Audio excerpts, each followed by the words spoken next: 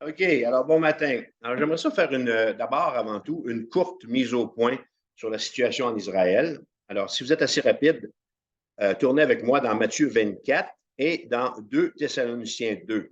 Je vais faire deux petites lectures et ensuite on va aller avec notre sujet du jour qui est l'obéissance par la foi de Noé. Euh, si, en partant, si vous voulez savoir tout ce qui se passe en lien avec l'eschatologie, je vous encourage à écouter les 51 heures que j'ai produites sur le livre de l'Apocalypse. La série au complet est sur le YouTube de l'Église de la Rivière. Alors, vous allez avoir la révélation totale, euh, incluant le salut d'Israël. Parce que ce qui nous concerne, ce sur quoi on réfléchit, c'est la problématique qui se passe en ce moment en Israël. Alors, Israël est le peuple de Dieu, le peuple choisi, d'accord? Le Hamas, c'est un parti politique, ce sont des terroristes. La bande de Gaza, c'est une région. Et on peut dire d'une certaine façon qu'il y a eu un gros changement dans l'histoire d'Israël il y a 75 ans, quand, après la Deuxième Guerre mondiale, les Nations unies ont reconnu le droit d'Israël d'avoir un pays. Alors, les Nations unies se sont liguées ensemble. On a redonné à Israël sa terre et, ce faisant, on a tassé un peu le peuple arabe. Alors, ça fait 75 ans qu'on est dans un conflit comme on vit en ce moment. Et ce que je veux vous dire ici, ce matin, c'est que je vous annonce une chose. Alors, je vous fais une prophétie, OK? Je vous l'annonce, je vous le dis, vous risquez d'être déçus par ma sortie. Pourquoi? Parce que je ne fais pas de sensationnalisme, je ne vais pas donner de date, puis je ne vais pas dire qu'un tel ou un tel, c'est l'Antéchrist. Alors, je ne veux pas aller plus loin que ce que la parole de Dieu révèle. Et la parole de Dieu, elle est claire et elle n'est pas ambiguë. Alors, on va commencer avec le premier texte de Jésus, où dans Matthieu 24, verset 4, il va faire deux mises en garde. Il a fait deux mises en garde concernant les temps de la fin à ses disciples qui nous rejoignent aujourd'hui. Alors, Matthieu 24, verset 4, Jésus leur répondit. Alors, voici la première mise en garde qu'il fait. Prenez garde que personne ne vous séduise. Alors, Jésus savait de quoi il parlait, puis il savait surtout comment nous sommes faits, de quoi nous sommes faits. Nous autres, on est à la recherche du sensationnalisme. Hein? On veut tout comprendre, on veut tout expliquer. On est des êtres finis. Alors, on veut être en mesure de pouvoir dire que dans ma petite boîte, j'ai la réponse à tout.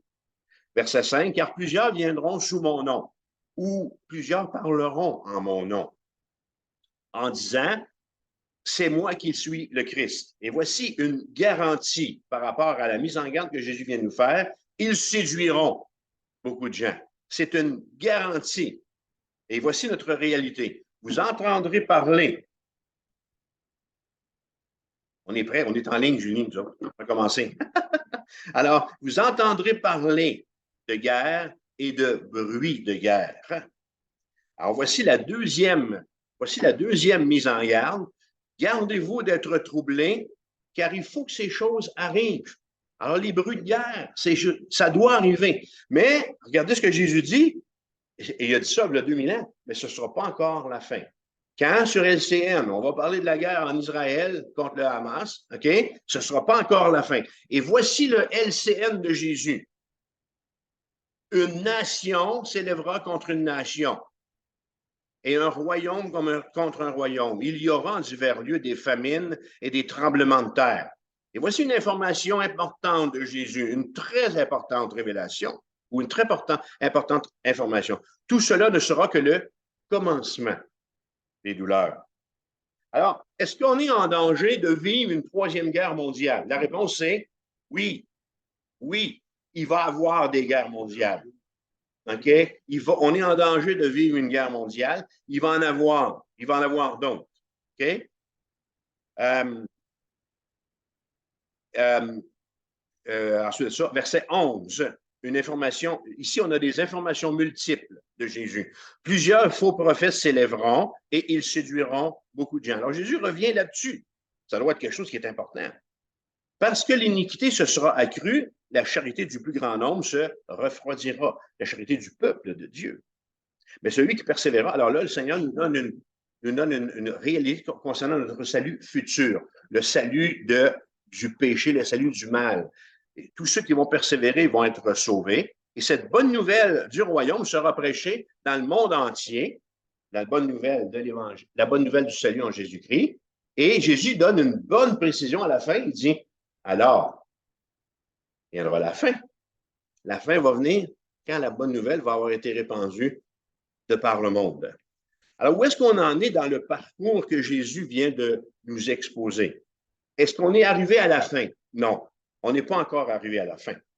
Alors, les faux prophètes ont pas mal toujours été là et il y a, grâce à nos moyens de communication aujourd'hui, une abondance de personnes qui s'improvisent docteurs des temps de la fin. Moi, je vous encourage à être prudent. Facebook, les réseaux sociaux, c'est bon, mais il y a bien des vidanges. OK? Il y a beaucoup de vidanges. Je recevais dernièrement là, arrêtez de m'envoyer des affaires, puis dire François, regarde ça, puis dis-moi qu'est-ce que tu penses de ça. J'ai pas le temps pour ça. D'accord? Je suis tellement occupé avec le ministère. Et je voyais, il y avait des images, là, puis le 666 sur les têtes des personnes. OK? Eh, mon ami, faisons attention, OK? Faisons attention de ne pas pécher, de ne pas tomber dans des péchés d'attitude et de dire que toi, tu es l'Antéchrist. Toi, tu es l'Antéchrist, ou ainsi de suite. OK? Alors, soyons prudents. Où est-ce qu'on en est dans le parcours que Jésus vient nous exposer? Les guerres n'ont jamais cessé d'être violentes. Ce qu'Israël fait, c'est terrible. Puis ce que la Hamas fait, c'est terrible aussi. OK? Puis les guerres, ça a toujours été laid partout dans le monde. Je n'ai pas besoin de vous parler aussi de la terre et du climat qui amène en ce moment partout dans le monde des famines et des cataclysmes naturels. Alors, le Seigneur Jésus dit dans Matthieu 24, ben, il faut que ces choses-là, ça arrive. Alors, la bonne chose qui nous permet de dire que les choses évoluent, c'est celle-là. Ce n'est pas l'ampleur des cataclysmes, ce n'est pas l'ampleur des guerres, c'est la pénétration de l'Évangile dans le monde. Alors, on a l'Internet, on a la page imprimée, vous recevez des versets sur vos téléphones intelligents, vous êtes à la chasse dans le bois, vous pouvez faire votre culte alors que vous attendez votre gibier. Comprenez-vous? L'Évangile pénètre dans le monde grâce à la communication. La communication, selon moi, je l'ai enseigné dans la série sur l'Apocalypse, va être l'outil que Dieu va se servir à la fin des temps. Alors, c'est encourageant. Le deuxième texte, c'est le texte de l'apôtre Paul qui nous fait à peu près les mêmes mises en garde. Alors, 2 Thessaloniciens 2, 3, pour ceux qui viennent de se joindre à nous, je suis en train de refaire une mise au point sur la situation en Israël avant d'aller dans notre texte. Alors, le deuxième texte, c'est de Paul. Et Paul fait à peu près les mêmes mises en garde que Jésus, avec certains détails qui nous éclairent sur ce qui vient pour l'Église de Jésus-Christ. Alors, 2 Thessaloniciens, chapitre 2, verset 3. Et là, Paul va faire un peu un genre de répétition de Jésus. Il va commencer en disant que personne ne vous séduise. D'aucune manière, car, et là, il va nous donner des détails. Un premier détail, un détail qui est supplémentaire à ce que Jésus va dire. Il faut que l'apostasie soit arrivée auparavant. C'est quoi ça, l'apostasie? C'est l'abandon de la foi. Deuxième détail, et qu'on a vu paraître l'homme du péché. Et on a vu dans le livre de l'Apocalypse que l'homme du péché, c'est l'Antéchrist. Le fils de la perdition, voici comment Paul le définit, l'adversaire qui s'élève au-dessus de tout ce qu'on appelle Dieu ou de ce qu'on adore, jusqu'à s'asseoir dans le temple de Dieu, se proclamant lui-même Dieu. Il y a des événements ici qui sont dans le temps de la tribulation.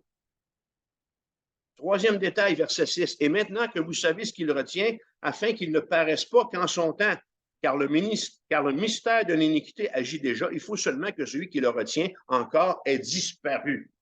Paul parle ici du Saint-Esprit. Paul parle ici également de l'Église. Alors, ce que j'ai enseigné, puis ce que je crois, c'est que dans le livre de l'Apocalypse, qu'on comprend, c'est que l'Antéchrist ne va pas paraître tant et aussi longtemps qu'on va être là. Tant et aussi longtemps que le Saint-Esprit va être actif. Et quand est-ce que les choses changent? Alors, voilà où ces deux textes, ces deux exhortations nous amènent. D'abord, à ne pas nous laisser séduire. Faites attention, les frères et les sœurs, de ne pas vous laisser séduire. Deuxièmement, à nous fier aux Écritures pour la chronologie des événements futurs. Ce n'est pas écrit nulle part là-dedans, 29 octobre 2023, je reviens. Non. Comment on reconnaît un faux prophète? Ce qu'il dit, ça n'arrive pas. OK? Il y a beaucoup de faux prophètes parmi les chrétiens. Ce n'est pas la première fois qu'on vit une situation comme ça. OK, où on se questionne sur le retour de Jésus et où on ose même mettre des dates. Alors, les exhortations des deux textes, c'est à ne pas nous laisser séduire, à nous fier aux Écritures pour la chronologie des événements futurs. La chronologie que les Écritures nous annoncent. La chronologie, elle est la suivante. Premier événement, c'est l'enlèvement de l'Église. Alors, tant et aussi longtemps qu'on est là, Jésus ne revient pas. Tant et aussi longtemps qu'il est là, ça va péter de tout bas, de tout côté. Ça va s'entretuer, puis ça va se massacrer. Puis ça va se battre pour des territoires qui ont été perdus, comme on le voit en ce moment. L'apparition de Satan, pas avant l'enlèvement. Alors, gardons-nous de le voir partout. Puis dire que le pape, puis dire que le premier ministre, puis dire que je ne sais pas trop qui, c'est l'Antéchrist. Faisons attention à ça. La période des tribulations. Et dans la période des tribulations, Israël, d'une façon miraculeuse, va être préservé par les attaques du dragon. Le retour de Jésus, l'emprisonnement de Satan, le règne dominant sur la terre avec Jésus-Christ, la libération de Satan, puis la dernière guerre mondiale avant que Satan soit définitivement jeté en enfer. Alors, il y a une guerre mondiale au retour de Jésus en Apocalypse 19, puis il y a une guerre mondiale aussi quand Satan est délivré. Alors, il y en a encore à venir, des guerres mondiales humaines, là, que l'humain va subir. Le jugement dernier, la création des nouveaux cieux de la nouvelle terre, puis la vie éternelle. Alors, c'est ça que je voulais vous dire. Juste, alors, en cela, je sais que ça peut être décevant. Alors, je ne mets pas de date, non, pas de questions. Je sais que ça vous démange les questions. Je ne mets pas de date, puis je nous encourage à faire attention pour ne pas pécher par attitude. Ça vous va? Alors, le bon LCN, c'est ce livre-là. La Bible, c'est mon LCN, c'est le LCN de Jésus. C'est lui qui nous a dit sur quoi on devait baser notre attente, notre espérance, et non pas sur tout ce que le monde a à nous dire. Alors, je pourrais prendre vos questions par écrit et je vous répondrai en 2024. OK. Alors, on tourne notre Bible maintenant dans Hébreux chapitre 11 et on poursuit notre avancée. Vous avez donné un long texte à lire. J'ai vu Viateur, à un moment donné, qui a dit que c'était comme 92 versets. Alors, chapitre 5, alors, il y avait le chapitre 6, 7, 8 et 9. Une bonne lecture. Et en parallèle avec Hébreux 11, alors on quitte le sujet de la mise au point sur Israël pour parler maintenant de l'obéissance par la foi de Noé. Et ouvrez aussi en parallèle avec ce livre-là, Genèse chapitre 6. Alors, un doigt en Hébreux 11, qu'on va lire le texte, et Genèse chapitre 6. Alors, notre verset aujourd'hui, c'est le verset 7. C'est par la foi que Noé, divinement averti des choses, ça c'est dans Hébreux, excusez.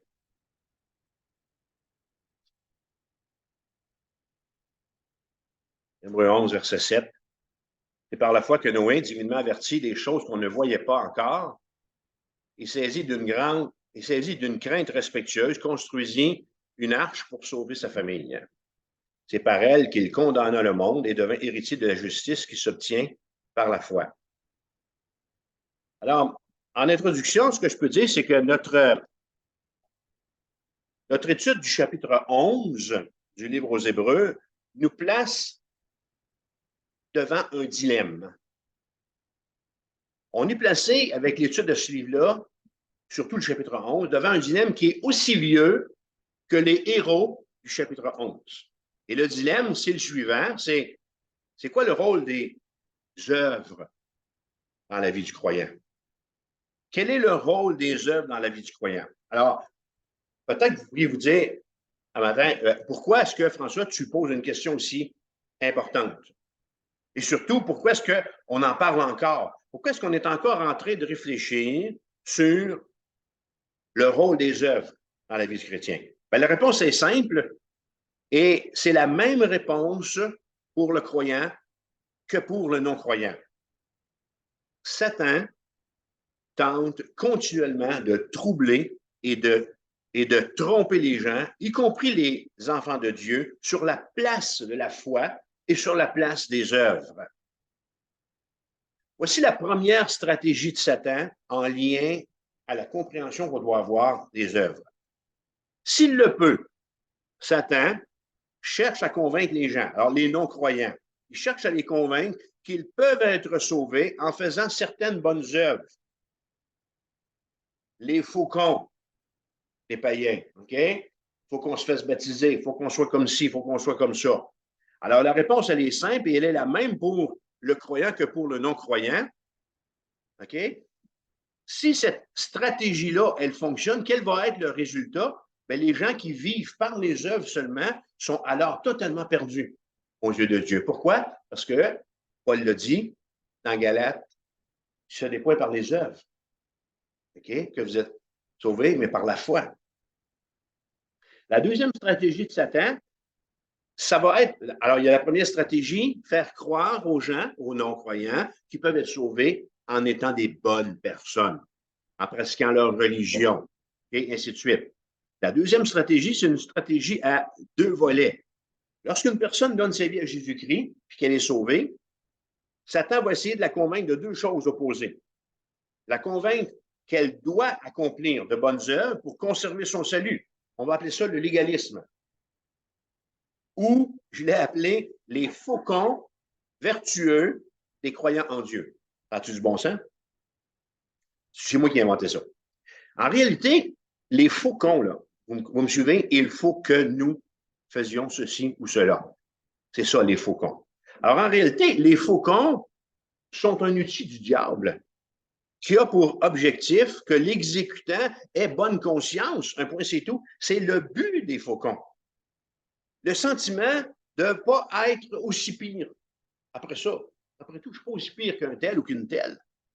Le deuxième volet à cette deuxième stratégie-là, c'est que, où maintenant que la personne est sauvée, que cette personne, Satan veut lui faire comprendre, alors ici, je parle d'un croyant, vous et moi, Satan va essayer de nous faire comprendre qu'on peut laisser tomber les bonnes œuvres. Et là, on va tomber dans le libéralisme. Le libéralisme, c'est pas mieux que le légalisme. Et selon la maxime, ben, mangeons et buvons, car demain nous mourrons. Alors, si je pense comme ça, comme chrétien, je ne suis pas mieux que le chrétien légaliste avec ses faucons vertueux. Mais la Bible, elle établit clairement qu'on est sauvé seulement par la foi et que quand on est sauvé, les bonnes œuvres deviennent une démonstration de cette transformation spirituelle. Jacques va dire, chapitre 2, verset 26, car comme le corps est mort, de même la foi sans les œuvres est morte. Dans le texte original, quand on le regarde, ça parle du corps sans esprit ou du corps sans souffle. Quand on va au salon mortuaire, OK, pour témoigner notre sympathie à ceux qui pleurent un défunt, pardon. Qu'est-ce qui fait la différence entre la personne qui est dans le cercueil et les endeuillés? Il y en a un qui respire peu, puis il y en a qui respire. Alors, le premier, dans le cercueil, il est mort, il respire peu, alors que les endeuillés, eux autres, respirent. Ils sont des êtres vivants. Alors, la comparaison que fait Jacques porte sur l'absence du souffle chez le mort.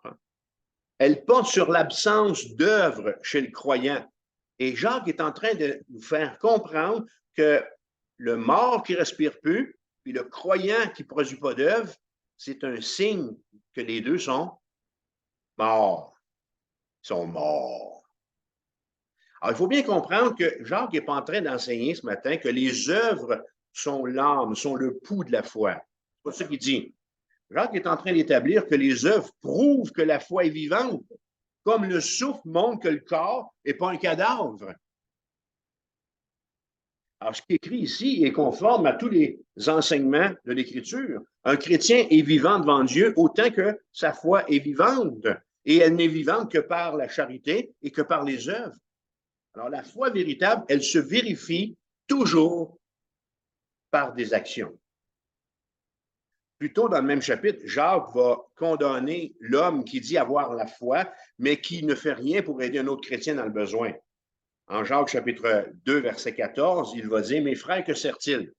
Que sert-il à quelqu'un de dire qu'il a la foi s'il n'a pas les œuvres? La foi peut-il le sauver? Si un frère ou une sœur sont nus et manquent de la nourriture de chaque jour et que l'un d'entre vous leur dise, « Allez en paix, chauffez-vous et vous rassasiez, et que vous ne leur donniez pas ce qui est nécessaire au corps, à quoi cela sert-il? Il en est ainsi de la foi, si elle n'est pas les œuvres, elle est morte en elle-même. » Paul, qui a fortement dans ses lettres proclamé la justification par la foi.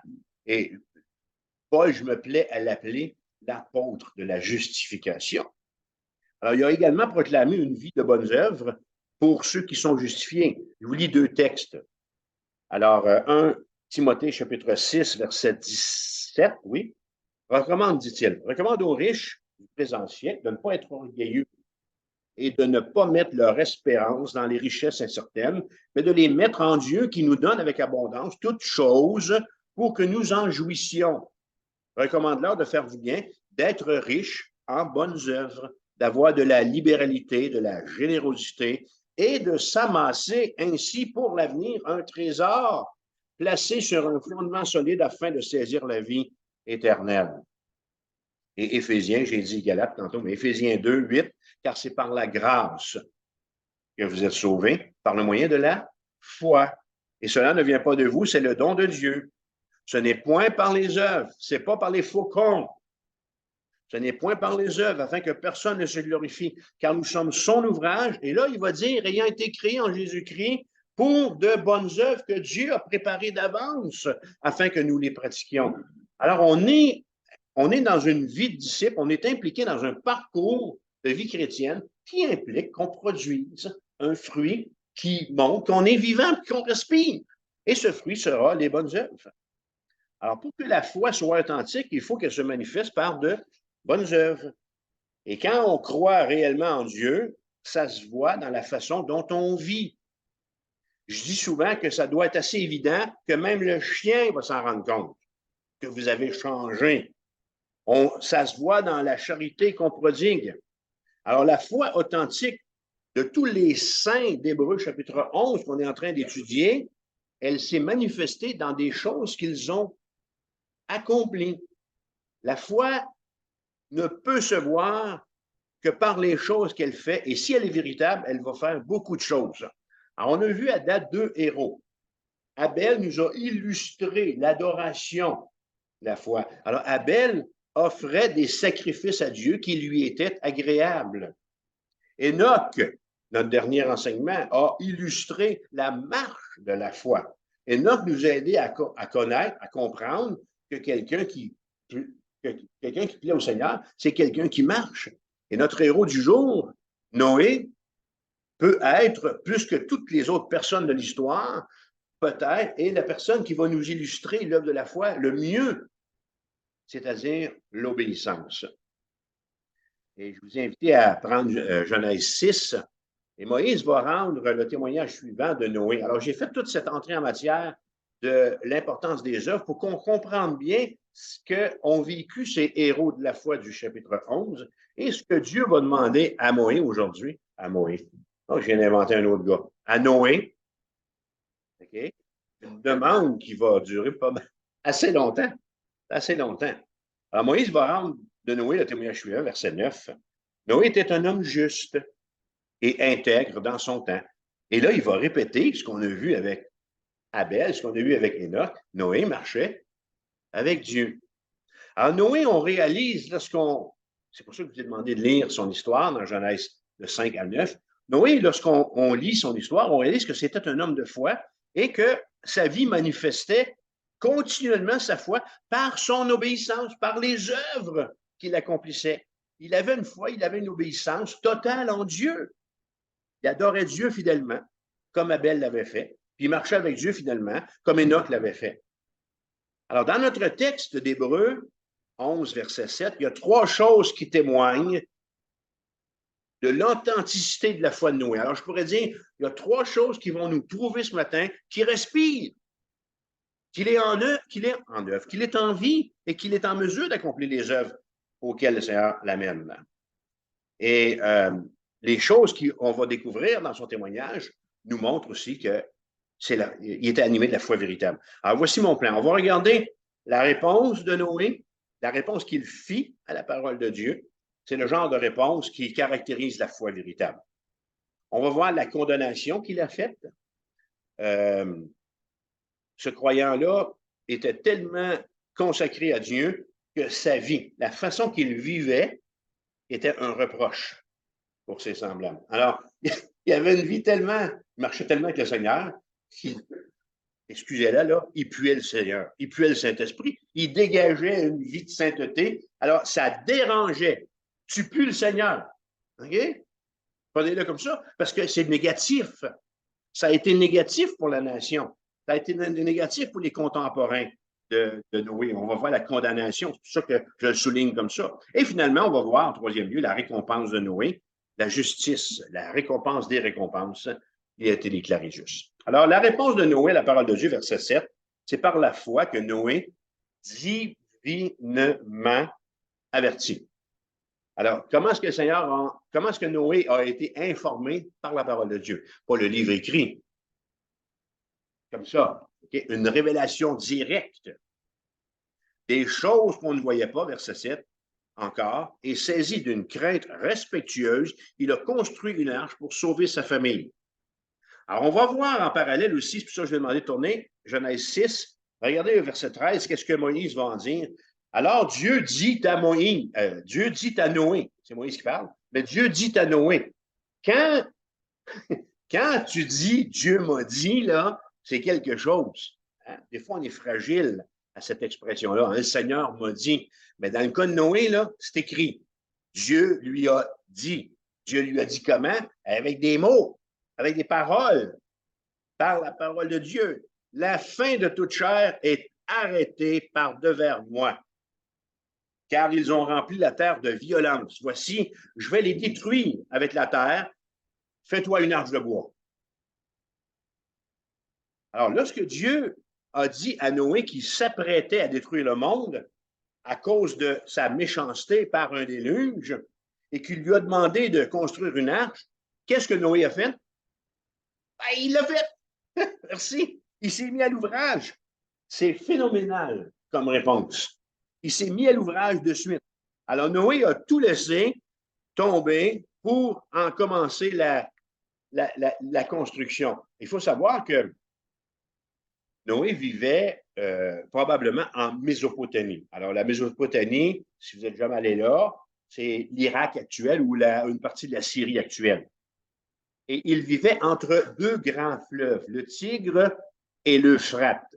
Et il y a un fait géographique à noter ici, c'est que Noé vit loin des lacs et des rivières. Alors, si le Seigneur avait demandé à Noé de construire une arche, ben, je ne sais pas moi, au pied de la tour du CN à Toronto, l'eau n'est pas loin. OK? L'eau n'est pas loin. On va se mettre 2-3 pour pouvoir pousser le bateau à l'eau. Mais là, on est en plein désert, il n'y a pas de lac, puis il n'y a pas de rivière, puis il n'y a rien. Alors, réfléchissons-y bien. OK? C'est difficile d'imaginer ce que le message de Dieu a pu avoir comme résonance chez Noé. Quoi? OK? Pour la plupart d'entre nous, ça aurait été un message qui nous aurait paru étrange, exigeant, absolument renversant, exigeant dans le sens, je ne sais pas s'il y avait une calculatrice ou s'il était fort en calcul mental, mais avec les dimensions que Dieu lui donne pour construire cette arche, aïe aïe, c'est pas une chaloupe de pêche. C'est pas une chaloupe de pêche que tu me demandes là, OK? L'embarcation que Dieu demande à Noé de construire va accepter comme volume de charge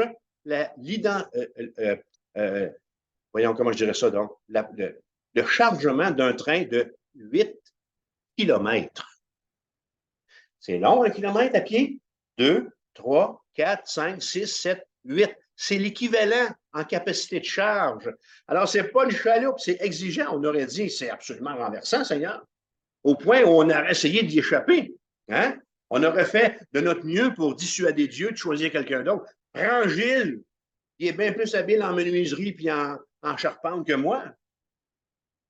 Mais Noé, mais Noé, qui n'avait qu'une fraction de la révélation divine qu'on a, parce que nous autres, on a l'ensemble de la vision. On sait d'où vient Dieu, on sait où il est, on sait où il s'en va, on connaît.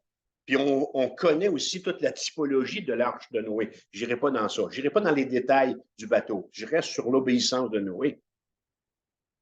Alors, il n'a pas posé de question à Dieu. Il a simplement commencer à obéir et il va passer 120 ans, excuse-la, Gilles, à se taper ses doigts. Non, c'est pas écrit que c'est taper ses doigts en construisant. Il va passer 120 ans à accomplir un seul commandement. Alors, je vous suggère en 5 points d'application pratique ici pour notre vie chrétienne. On va aller chercher des applications de la réponse de Noé. Première application, la foi véritable, elle ne remet pas en question les demandes de Dieu. Quand Dieu dit va, on se lève puis on y va. Quand Dieu dit reste, on reste. Alors Noé, il ne l'a pas fait. Noé n'a pas remis en question. Seigneur, es-tu certain que tu ne t'es pas trompé? Je ne suis pas bon pour ce ministère-là, même. Est-ce que Dieu, qui vous a placé dans un ministère quelconque, se serait trompé? Avez-vous déjà pensé que le Seigneur s'est trompé en vous assignant tel ou tel travail dans son Église? Première application, la foi ne remet pas en question les demandes de Dieu. Deuxième point, parmi les innombrables saints qui ont souffert, qui ont continué à obéir à Dieu, Noé, c'est le plus grand. C'est le plus grand en raison de l'ampleur et de la durée de la tâche incroyable que le Seigneur lui a confiée. Indice que le Seigneur peut parfois nous demander beaucoup. Êtes-vous en ce moment en train de répondre à un appel que le Seigneur vous a demandé qui est exigeant? Oh. Noé a accepté un mandat qui a duré, répétez-le, 120 ans. Ah oui, ce n'était pas des années comme aujourd'hui. Écoutez, une année, aujourd'hui, c'est la même année que le temps de Noé. 24 heures, c'est 24 heures. Une semaine, c'est une semaine. Hein? Est-ce que vous êtes en ce moment en train de répondre à un appel qui vous paraît exigeant? Alors, le Seigneur parfois nous demande des choses qui vont impliquer beaucoup de notre temps. Deuxième application. Et là, toujours dans la deuxième application, le Seigneur, en demandant à Jean d'écrire à l'Église de Philadelphie, a donné à cette Église l'appel suivant. Je lis Apocalypse 3:8. Je connais tes œuvres. Voici parce que tu as peu de puissance et que, voici l'appel, et que tu as gardé ma parole et que tu n'as pas renié mon nom, j'ai mis devant toi une porte ouverte que personne ne peut fermer. Cette Église des premiers siècles qui nous est apparentée représente l'Église militante, l'Église qui va être enlevée dans Apocalypse 4, verset 1, à la rencontre de Jésus-Christ. L'appel que le Seigneur a donné à cette Église, et du fait même l'appel que le Seigneur nous fait, c'est un appel à garder sa parole et à lui être fidèle. Alors, devant cette fidélité, Dieu se fait des plus rassurants en confirmant à l'Église de Philadelphie, j'ai mis devant toi une porte que personne ne peut fermer. Alors, on s'est aventuré dans un encadrement de porte qu'il n'y a rien qui peut être fermé, qu'il n'y a rien qui peut la fermer. Alors, les frères et les sœurs en Jésus-Christ, voici l'appel que Dieu nous a confié. Voilà la réponse qu'il attend de nous. Dieu désire nous trouver fidèles, comme il a trouvé fidèle son serviteur Noé. Abel, notre premier héros, avait le cœur qu'il avait, hormis le fratricide. Ah, il s'est fait faire la barbe de ses proches. OK? Alors, il a été victime d'un fratricide et il serait probablement demeuré fidèle. Il y a tout indique dans la vie d'Abel que s'il ne serait pas mort, tué par Caïn, il serait demeuré fidèle. Enoch, dit la Bible, a marché avec Dieu 300 ans. Et en récompense pour son intégrité, Dieu a triché la mort même et il l'a pris auprès de lui. Et Noé, aujourd'hui, à l'âge respectable de 500 ans, est ici impliqué dans une demande colossale, une demande qui n'a jamais été égalée depuis ce temps-là. Jamais Dieu n'a redemandé à un homme un travail ou un ministère aussi lourd, long, exigeant, et ainsi de suite. Noé a construit un bateau pendant 120 ans. Noé avait sans doute beaucoup de choses personnelles à faire, si bien que consacrer tout son temps à tous ses efforts à construire un bateau, ça lui a demandé un engagement bien particulier. Imaginez-vous, Madame Noé. Hey Noé, Monsieur Noé, on va-tu au Walmart? Il est où le Walmart, c'est? Où? Campbellton. On va-tu au Walmart à Campbellton ou on va-tu au Walmart à Rivière-du-Loup ou on va-tu au Walmart à... Peu importe là où vous êtes, OK? Ah ben là, je m'excuse, Madame Noé, je suis occupé. Alors, elle revient, hein? une semaine après, elle revient un mois après, elle revient 5 ans après, elle revient, vous me suivez? Elle revient 20 ans après. Bon, ben, je vais venir, m'en revenir dans 100 ans. Ben non, il faut qu'elle revienne encore plus tard. Noé, monsieur Noé est occupé à une tâche colossale. Il est impliqué. Et c'est jamais réarrivé. Noé avait sans doute, c'est ça, des choses à faire. Alors, troisième chose que je veux dire ici, c'est que Noé avait probablement peu d'idées de ce à quoi ça allait ressembler un bateau. Ça, c'est la troisième application qu'on peut retirer de son obéissance. Alors, il n'y avait probablement pas d'idée à quoi ça ressemblait un bateau qui vogue sur l'océan. Les intentions de Dieu à notre égard sont parfois pas toujours évidentes. C'est pas toujours clair ce à quoi le Seigneur s'attend de nous. Vous êtes d'accord avec moi? Alors, Noé n'avait certainement pas vu, ni même entendu parler de bateau aussi énorme que l'arche devait être avec cette capacité de chargement que je vous ai donnée. La main-d'œuvre, parlons de la main-d'œuvre. Il y a combien de gars avec lui sur le chantier?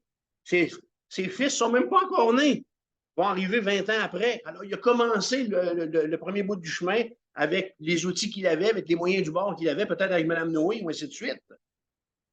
Et lorsqu'on voit la coupe du premier gopher, c'est probablement, ben c'est un arbre comme de raison, et c'est probablement un bois résineux à cause de la fonction qu'il doit avoir, à la flottaison et ainsi de suite.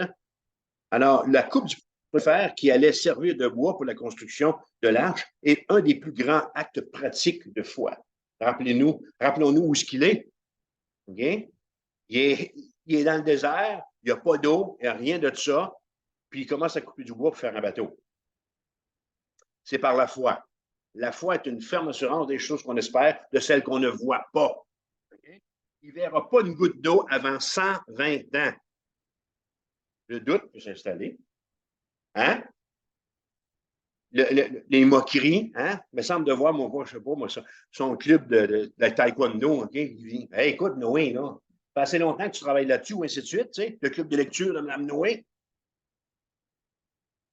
Alors, loin de toute source de navigation possible, Noé se lance dans une aventure.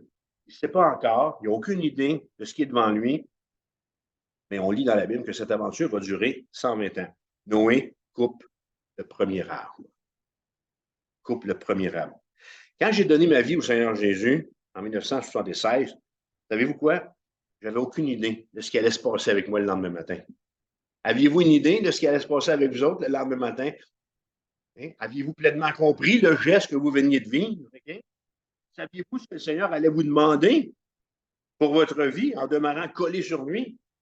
En 1981, je me suis inscrit à l'école biblique Laval, l'Institut biblique Laval, pour 1 an, puis j'avais comme objectif une formation personnelle.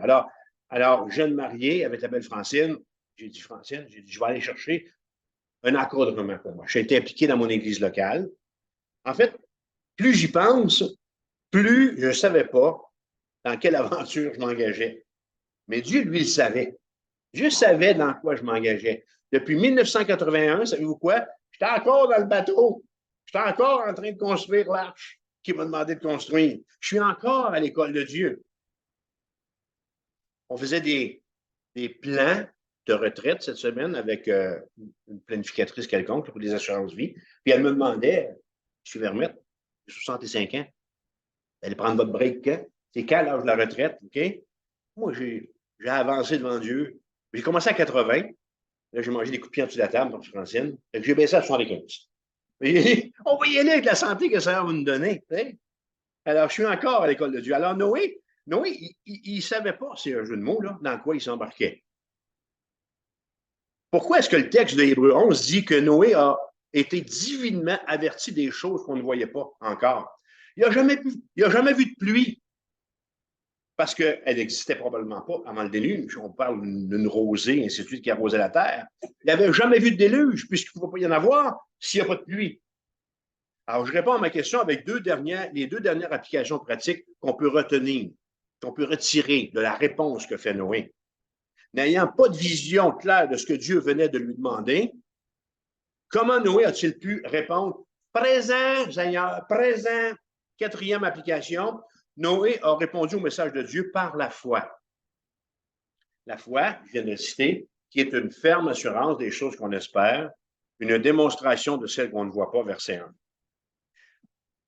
Permettez-moi de faire parler M. Noé. Je ne sais pas en quoi je me lance. Je ne sais pas combien de temps je devrais être à ton service, Seigneur, mais je sais ceci, Seigneur. Toi, tu le sais. Combien de temps je vais avoir besoin d'être là? Ça me suffit. Cinquième application qu'on peut retenir de la réponse de Noé, c'est par la fois que Noé construisit une arche. Il n'y avait absolument rien d'autre. Soit Noé pouvait compter, pas d'outils, c'était rudimentaire, que la parole de Dieu, que Dieu lui assurait son secours. Ça, pour lui, c'était suffisant. C'était réconfortant.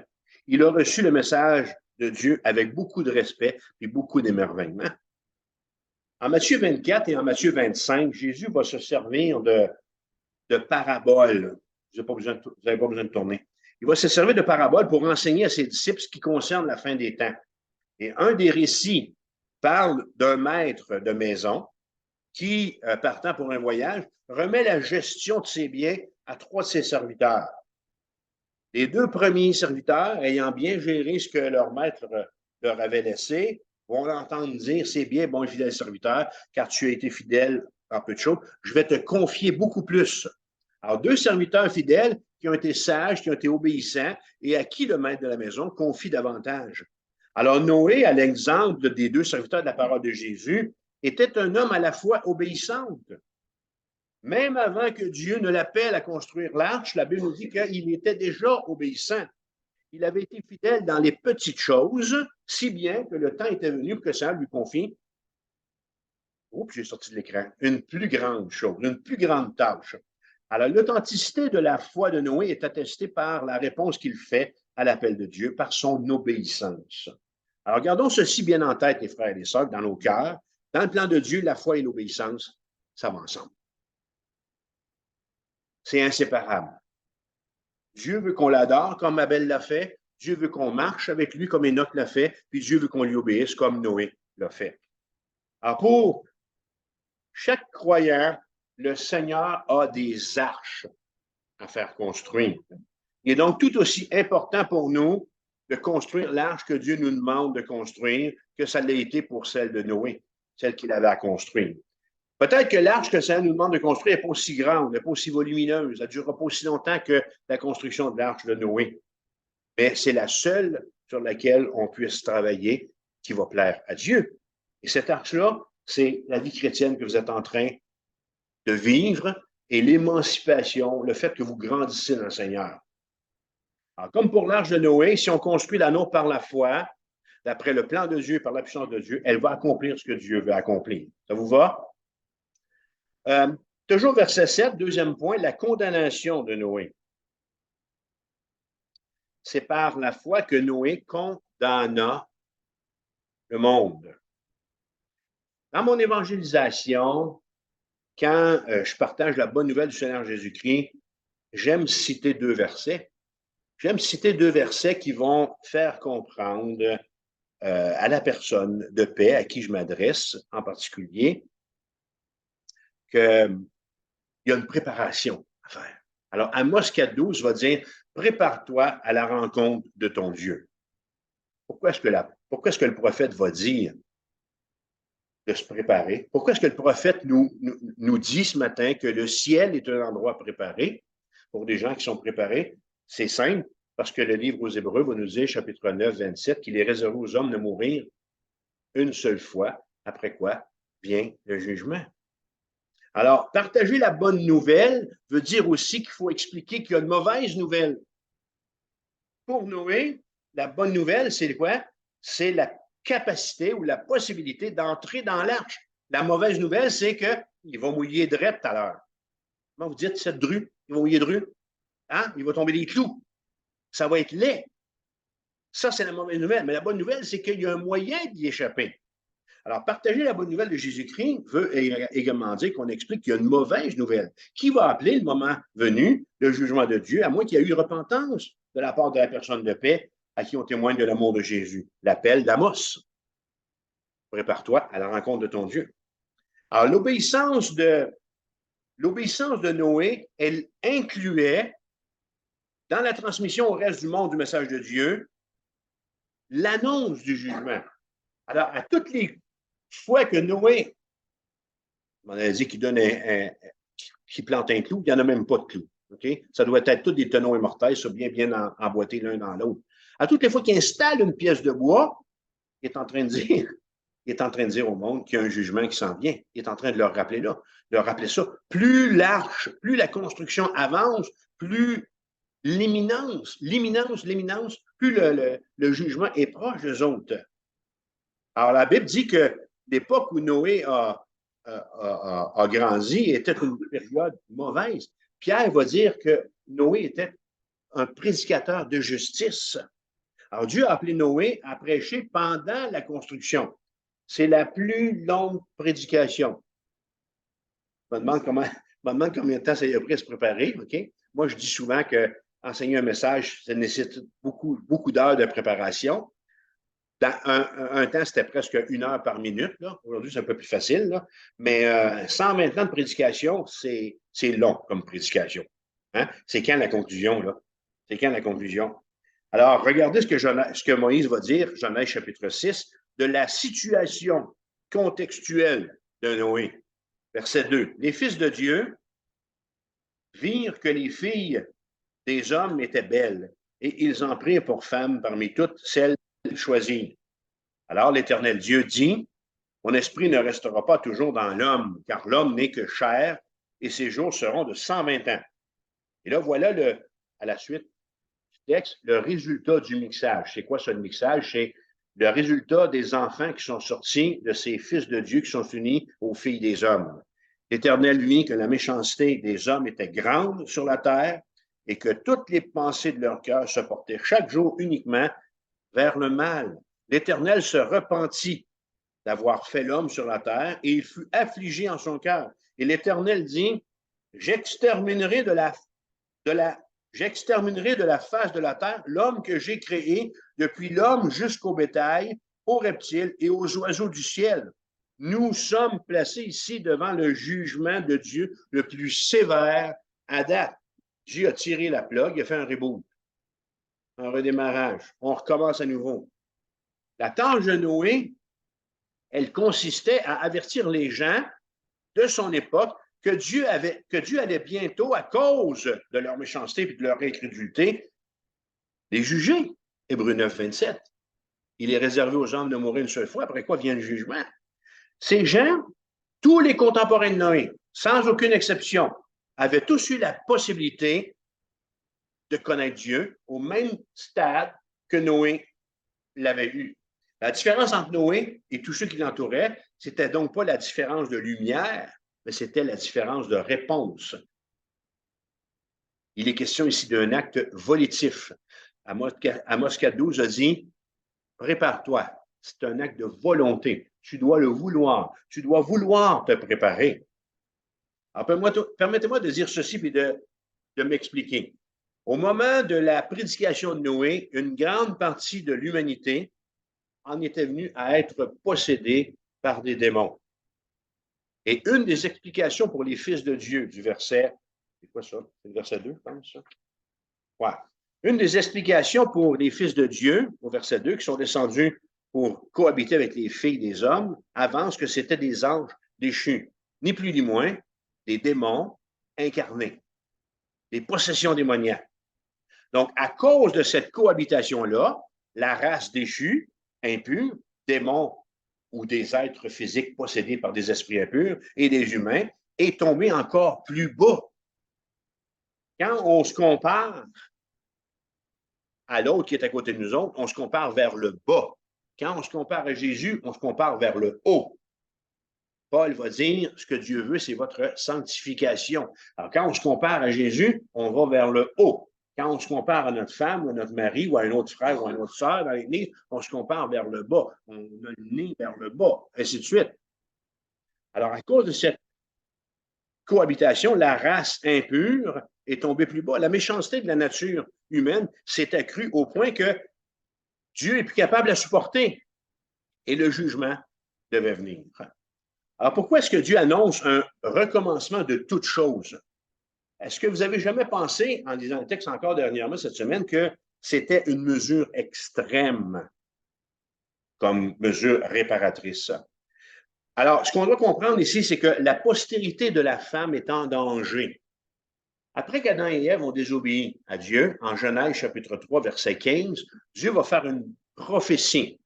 Il va donner une prophétie à Ève et en même temps à Satan. Il va dire que du sein de la femme va sortir une postérité qui va écraser la tête de Satan, mais que toi, Satan, tu vas lui blesser le talon. C'est une prophétie concernant la venue de Jésus, du Messie. Alors, ce que Satan va faire, c'est qu'il va essayer de détruire cette postérité. C'est-tu postérité, postérité? Prospérité, c'est de l'argent. La postérité. Alors, Satan, depuis Genèse 3,15, s'applique à détruire la postérité de la femme. Paul, en écrivant aux Éphésiens, va leur dire que comme chrétiens, ils n'ont pas à lutter contre la chair, contre le sang, mais contre les autorités, contre les puissances du mal, contre les démons, contre Satan. Alors, si cette race croisée, impure, perdure, qu'est-ce qui est en danger? La descendance de la femme. Dans l'histoire de cette descendance, de qui va sortir Jésus pour sauver le monde, Satan est venu à quelques reprises bien proches de réussir. Je vous donne quelques exemples de ces essais qui sont venus proches de réussir. Lorsqu'il a fait tuer Abel par Caïn, il reste le meurtrier. Il y a Adam et Ève, puis le meurtrier. Alors, tu sais, la descendance de la femme, la descendance qui va venir d'Abel, le juste, et puis là, en permettant la création, parce que Satan, là, je pèse mes mots ici, là. Satan ne donne pas la vie, OK? Mais il a permis, d'une certaine façon, là, ces possessions démoniaques comme princes et démons. Alors, en créant ou en permettant la création de cette race de démons humains du temps de Noé, il est venu proche de réussir. Ça n'allait pas bien à l'Église du tout, là, pour la famille de Noé. Ensuite de ça, en provoquant beaucoup plus loin dans l'histoire, la reine Athalie, si vous connaissez l'histoire, dans 2 Rois chapitre 11, elle a fait tuer toute la postérité de David, postérité directe de la femme, postérité directe d'Ève. Et Satan, au travers de l'acte de la reine Athalie, est venu tout près de réussir. Mais dans sa propre famille, Athalie, il y a une traître, il y a une servante qui a caché le jeune, comment il s'appelle? Joaz, pour qu'il devienne roi. Ça a passé proche. Tous les descendants de David sont exterminés, sauf Joaz. Un autre essai de Satan de détruire la postérité de la femme, c'est quand il a tenté Jésus dans le désert, à 3 reprises. Si tu es le Fils de Dieu, si tu es le Fils de Dieu. Voilà comment le diable travaille. Et finalement, à Golgotha, quand il a incité les badauds à se moquer de Jésus en lui disant « Hey, petit gars, débarque, on va croire en toi. » Imaginez si une de ces choses-là s'était accomplie, c'en était terminé la descendance de la femme. Mais Dieu veillait. Alors, pour revenir au jugement de l'Éternel que Noé a annoncé, on voit Dieu affligé en son cœur. Mais Dieu a quand même choisi d'avertir les gens. Alors, Dieu se repent d'avoir créé l'homme, mais il choisit quand même de les avertir afin qu'ils se repentent, différant ainsi son jugement. Dieu est dans le business, la grâce. Êtes-vous d'accord avec moi? Dieu est dans le business de la miséricorde, voulant qu'aucun ne périsse. Et c'est encore l'apôtre Pierre qui nous fait voir ce détail qui n'est pas du tout anodin. 1 Pierre 3,20, lorsque la patience de Dieu se prolongeait au jour de Noé pendant la construction de l'arche. Alors, quand Dieu a demandé à Noé de construire l'arche, il a également demandé à Noé de témoigner aux gens par rapport à leur avenir. En d'autres termes, en même temps que Dieu préparait son jugement, il préparait aussi l'élément pour y échapper. C'est fort. Hein? Vous allez périr par un déluge, mais vous allez pouvoir embarquer dans l'arche. Alors que Dieu annonce un jugement, il prépare une voie pour qu'on s'en sorte. Golgotha. Alors, les gens du temps de Noé ont eu le temps amplement d'être avertis du jugement, puis ils avaient également une très bonne connaissance de la vérité. D'abord, il y avait le témoignage de la nature. On chante, la nature nous parle d'un créateur. Ils avaient le témoignage d'Abel pour ce qui est de l'adoration qui plaît à Dieu. Parce que la tradition orale faisait que ces histoires-là étaient, il n'y a pas de TV, là, il n'y a pas de radio, il n'y a pas de téléphone intelligent, il n'y a pas de rien. C'est une tradition orale de père en fils. On se raconte ce qui s'est passé. Alors, ils avaient le témoignage d'Abel. Ils avaient le témoignage d'Enoch pour ce qui en est de la communion avec Dieu. Et ils avaient aussi, frais à l'esprit, le châtiment de Caïn, qui aurait dû constamment leur rappeler que Dieu tolère pas, Dieu admet pas le péché. Puis, ils ont eu Noé qui leur a prêché la justice pendant 120 ans. Ah, qu'est-ce que Dieu aurait pu faire? Une campagne d'évangélisation qui a duré 120 ans. Qu'est-ce que Dieu aurait pu faire de plus? Une prédication qui a duré 120 ans. Les gens, lorsque Dieu a fermé la porte de l'arche, n'avaient aucune excuse pour leur péché avant que Noé ne commence à construire l'arche. Et il en avait encore moins quand il a eu fini de construire l'arche, puis que Dieu a fermé la porte. Je m'imagine la réaction des gens quand la première goutte de pluie est tombée. Je m'imagine les réactions des gens quand le premier pied d'eau est apparu sur la terre, et ainsi de suite. Puis la Bible nous dit que ça s'est ouvert, que la terre s'est ouverte, puis que l'eau jaillissait, et ainsi de suite. À un moment donné, il est trop tard, OK? Je serais curieux de voir sur l'arche de Noé s'il n'y a pas des traces de graphing, que les gens se sont accrochés après l'arche, puis ont essayé. La porte était fermée. Il était trop tard. Hein? Alors, 120 ans, même quand les hommes vivaient parfois près de 1000 ans, Noé va vivre encore après l'histoire de l'arche 350 ans. Il va mourir à 950. Alors, même quand les gens vivaient parfois près de 1000 ans, c'était suffisant pour qu'ils aient le temps de se repentir. N'êtes-vous pas d'accord? Suffisant. Alors, non seulement l'avertissement que Dieu a donné de son jugement était un acte de miséricorde, mais le jugement lui-même revêtait aussi un aspect miséricordieux. Il y a tout un enseignement qu'on pourrait faire sur la porte, le fait que c'est Dieu qui ferme la porte, et ainsi de suite. Hein? En fait, pour le bien du reste qui croyait sur la terre à l'époque de Noé, le Seigneur devait retrancher le cancer spirituel, malin et destructeur. Sinon, ce péché, ce cancer aurait envahi toute l'humanité. Alors, je pense à Noé, il prêche 120 ans, puis il n'y en a pas un. Il n'y en a pas un qui s'est converti. Moi, je vois le cœur de l'homme. Hein? Le prophète va dire que le cœur de l'homme est méchant et tortueux par-dessus tout, mais je vois la grâce de Dieu aussi, qui patiente pendant 120 ans. Alors, la leçon la plus triste à tirer de l'époque de Noé, c'est peut-être le fait que l'attitude des hommes n'a pas changé. C'est-tu différent en 2023? Non. C'est ça qui est triste. L'attitude du cœur humain du temps de Noé est la même de nos jours. Hein? Et ne changera pas avant le retour du Seigneur. Pourquoi je vous dis ça? Je tiens ça de la bouche de Jésus. Ce qui arriva, Matthieu 24, 37, ce qui arriva du temps de Noé arrivera de même à l'avènement du Fils de l'homme. C'est Jésus qui l'a dit. Car dans les jours qui précédèrent le déluge, les hommes mangeaient, buvaient, se mariaient et mariaient leurs enfants jusqu'au jour où Noé entra dans l'arche.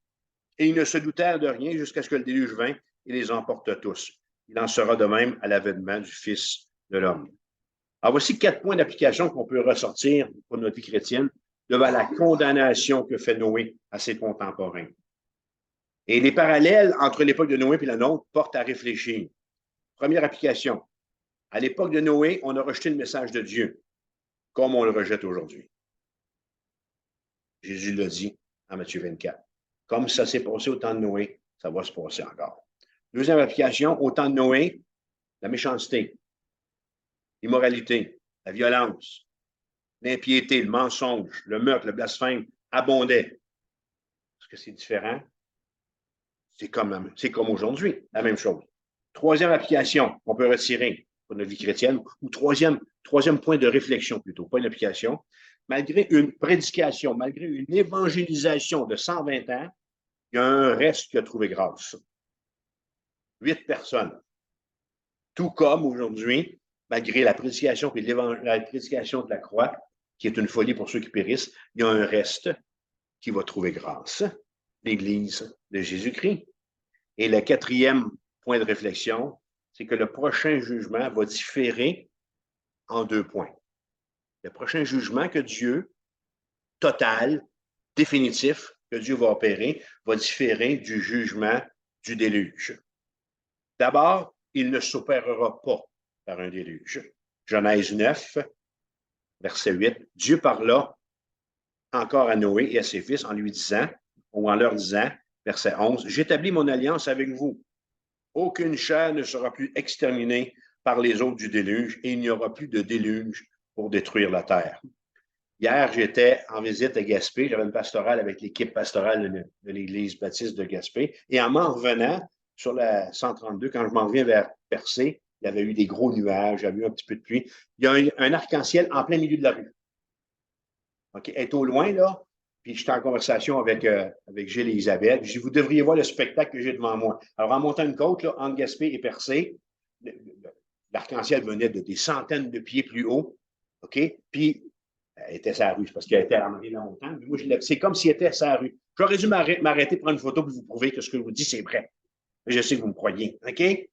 Alors, cet outil, ce signe dans le ciel, est là depuis le déluge pour nous rappeler que jamais plus, Dieu le dit, jamais plus, je vais exterminer par les eaux du déluge. Il n'y aura plus de déluge pour détruire la terre. J'ai placé mon arc dans la nuit et il servira de signe d'alliance entre moi et la terre.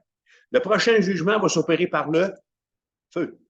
Par le feu. 2 Pierre, chapitre 3, verset 9. Le Seigneur use de patience, ne voulant qu'aucun périsse, mais voulant que tous arrivent à la repentance. Le jour du Seigneur viendra comme un voleur, et en ce jour, les cieux passeront avec fracas, les éléments embrasés se dissoudront, et la terre, avec les œuvres qu'elle renferme, sera consumée. Alors, le prochain jugement va différer. Ce ne sera pas un jugement d'eau, mais ça va être un jugement par le feu. Et la deuxième chose, c'est que ça va être le dernier.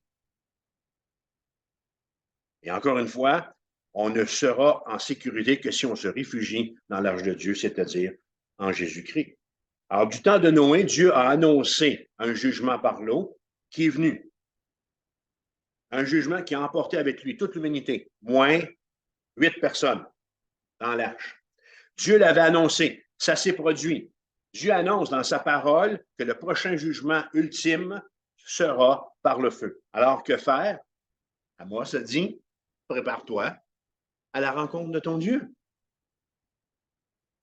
Luc a écrit en Acte 16, crois au Seigneur Jésus et tu seras sauvé. C'est pas compliqué. Et en conclusion, quelle est la récompense de Noé, l'homme juste, verset 7? Noé devint héritier de la justice qui s'obtient par la foi. Genèse 6, verset 9, Noé était un homme juste et intègre.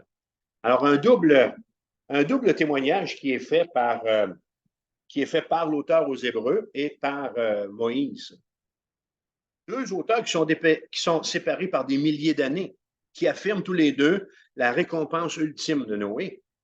Noé a été déclaré juste par Dieu. Quand c'est Dieu, là, Martin, regarde-moi là, quand c'est Dieu qui dit que tu es juste, hein, c'est quelque chose. C'est pas le pasteur. C'est pas quelqu'un d'autre. Dieu l'a déclaré juste, affirmant, alors l'auteur aux Hébreux, comme Moïse, affirme que la récompense ultime de Noé, c'est d'avoir été déclaré juste, lui, le prédicateur de justice. Une justice qui n'est accordée qu'à ceux qui croient en Dieu. Noé est devenu donc la première personne de l'Écriture à avoir été qualifié de juste. Il est le tout premier d'une longue série de justes. Alors, qu'en est-il de nous, frères et sœurs? Vous qui croyez en Dieu, vous qui croyez en Dieu, vous êtes justes parce que la justice de Christ vous a été imputée pour votre foi. Ça veut dire quoi, ça? Ça a été mis sur votre compte. Ben voilà la récompense que Dieu nous donne, la réponse à notre foi. Paul va dire dans Romains 9, pas vrai, Romains 5, verset 9, « Et puisque maintenant nous sommes justifiés par son sang, à plus forte raison, serons-nous sauvés par lui de la colère. Il n'y a donc maintenant plus aucune condamnation pour ceux qui sont en Jésus-Christ. Savourez votre récompense, vous juste en Jésus-Christ. Il n'y a plus aucune condamnation. Et Jésus va C'est lui qui a la dernière parole. En Matthieu 25, 34, il va dire, « Alors le roi dira à ceux qui sont à sa droite, venez, les bénis de mon Père, recevez en partage le royaume qui a été préparé pour vous depuis la fondation du monde. Recevez, d'une certaine façon, dit Jésus, la récompense pour votre foi. » Alors, c'était là l'obéissance de la foi de Noé. Alors, que Dieu puisse maintenant bénir notre obéissance, que Dieu puisse bénir votre obéissance et daigner marcher par la foi, daigner lui être obéissant pendant les 120 ans qui vous appellent à le servir. Vous savez que c'est une image que j'utilise ici, juste montrer que ça peut être long des fois, le service auquel le Seigneur nous a appelés, parce qu'au bout, il y a toute une rémunération. Prions.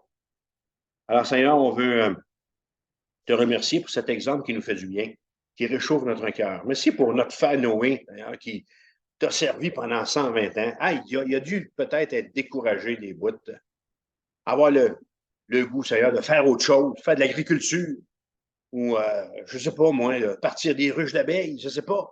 Mais non, il s'est affairé pendant 120 ans, Seigneur, à construire ce bateau pour que tu puisses sauver l'humanité. Puis en fin de compte, tu as sauvé des girafes, des rhinocéros puis des tortues. Quelle réponse insensée de nos semblables. Alors, merci parce que les 8 personnes dans l'arche, Seigneur, nous prouvent, nous montrent que ta grâce est encore à l'œuvre, que tu es encore capable de sauver. Et alors que dans notre évangélisation, nous partageons la bonne nouvelle en expliquant aussi qu'il y a une mauvaise nouvelle, bien, donne-nous la joie, donne-nous l'opportunité, Seigneur, de voir des hommes et des femmes, des enfants, des jeunes venir à la connaissance de Jésus et se tourner vers toi. Continue de nous faire du bien comme toi seul sais le faire. Merci pour le témoignage de José, ce héros de la foi qui a marché par la foi. En Jésus, nous prions. Amen. Amen. Dieu vous bénisse et je vous laisse aller à la fin de votre programme dans vos églises respectives.